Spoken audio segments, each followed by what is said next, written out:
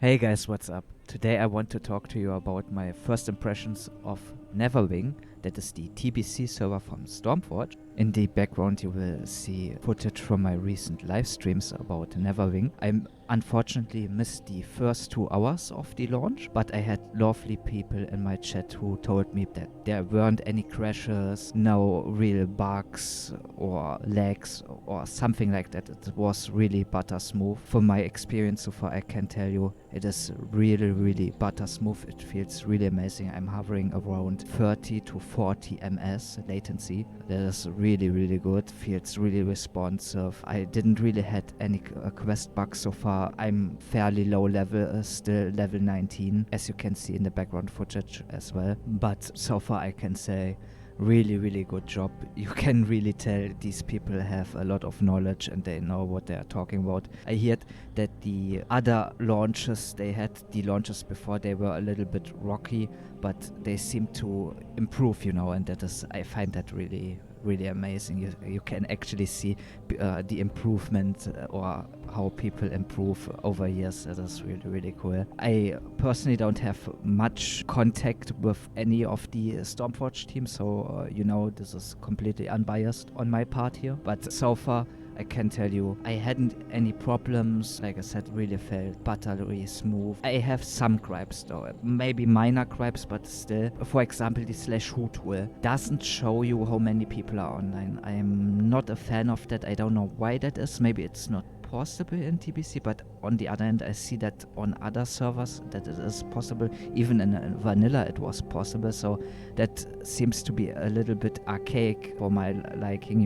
I know it's a PvP server, you're not supposed to see the other faction, but you could still show the whole population there. They have a chat command though, so it is server space info, and they will pretty much tell you how long the server is up, how many people are online as a whole, and on which patch it's currently running. So I really like that, but my gripe is still there.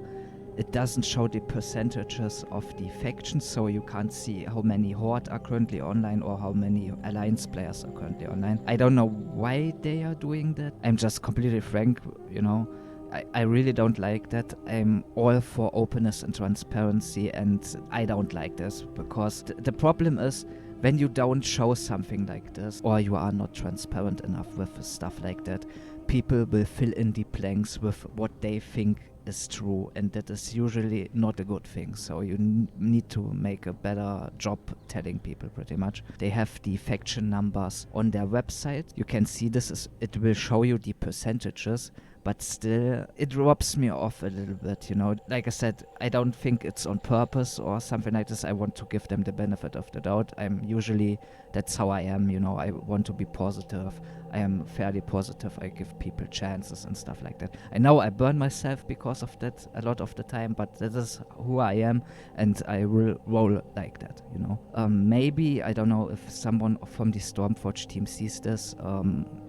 Maybe you can change that, maybe please. It's not a good look in my opinion. This is really archaic. Just show the population numbers pretty much in game with the /who tool as well, because I had a person telling me they used Census Plus and there were just 600 people online, which seemed to be odd because there are a lot of people running about. I mean, like a lot of people. And I don't really believe that, always be careful with usage of add-ons, especially if they are not really compatible, but still something to look out for. That is exactly what I mean. People will fill in the blanks. Maybe they had a buggy add-on, for example, and then they think, oh, you are lying, and you don't want people to think that you are lying about that stuff. Since we are talking about the population pretty much, the dynamic respawn was also really good. It was not overly invasive, that mobs would spawn up in your ass. No, it was really good, really nicely balanced pretty much. Even the named NPCs, I had seen this on other projects that they had some issues with named NPCs, for a certain quest you need to take care of named NPCs, and they wouldn't really spawn in. But here on Netherwing, they would really perfectly spawn. In like a few seconds you wait and then you can get done with your quest pretty much. So that is really, really awesome. Another gripe that I have is, I know this is always a touchy subject, but it's the cash shop. I knew they had a Mist of Pandaria cash shop, which isn't really a big deal. From what I've seen, it's okay-ish. I'm not a fan of race changes and something like that, but from what I've seen, they didn't really sell items, you know. I didn't know that there was plans for Neverwing for the TBC realm to get a cash shop. So I was a little bit surprised. A viewer of mine brought that up in the stream, and you will see that we actually talk about this and go over the cash shop. From what I've seen, you can get 36 lot bag and mounts. I think even flying mounts. You think what you want to think about it. I'm all for crowdfunding, but I would like it to be just cosmetic, you know. And mounts is also okay, but we are talking about TBC here. This is fairly close to vanilla. I'm not a huge fan of that. I wished, for example, the flying mounts, if you want to sell those, yeah, fair enough, but maybe not at the beginning of the launch. Same with the mounts, maybe have the mounts 1 or 2 weeks later and then the flying mounts maybe a month later or something like that, you know, so the economy can settle a little bit. Maybe I'm thinking too much into that, since, you know, you have reduced learning costs and stuff like that because you have 3 times experience rates. That's also a really cool feature. You can tune that to your liking, even from 0.5 to even 3, however you want to, pretty much. So that is really cool. But yeah, I'm not a fan of that, and I think items like bags should be worked towards and not just be purchasable, you know, in the cash shop. Same with experience sets. Maybe it's not a big deal, but just have in-game events then. I'm really not a fan of that. It's like, yeah, why not have it achievable, or why don't you can get that in-game? Not a huge fan. But, you know, take this with a grain of salt. Maybe it's not a big deal for you, but I just wanted to tell you. On the other hand, I mean, it's amazing. Just these 2 gripes I have so far. That's pretty good, I would say, you know. I know this is fairly short. You catch the drift. If you're interested in the TBC, or you want to play on the fresh TBC realm, so far I can recommend Neverwing to you, you know. Obviously make up your own mind, have a look yourself.